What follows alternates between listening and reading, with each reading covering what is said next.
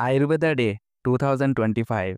Ayurveda for people and planet. আয়ুর্বেদে উল্লেখ করা আছে, একটি সহজ এক্সাম্পল দিয়ে ব্যাপারটা বলছি, নিজেরাই মিলিয়ে নিন।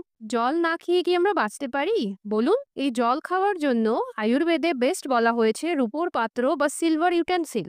এবার বলবেন রূপো কত দামি।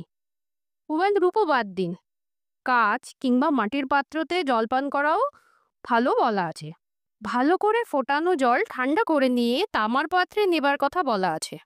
আমরা যে তক্র বা মডার্ন যুগের লস্যি খাই সেটার জন্য পাথরের বাটি হলো বেস্ট।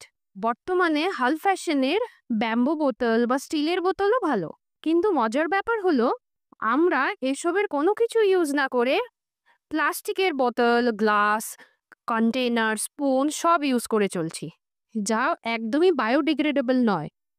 মানুষের ক্ষতি করার সাথে সাথে প্রকৃতিরও ক্ষতি করেই চলছে।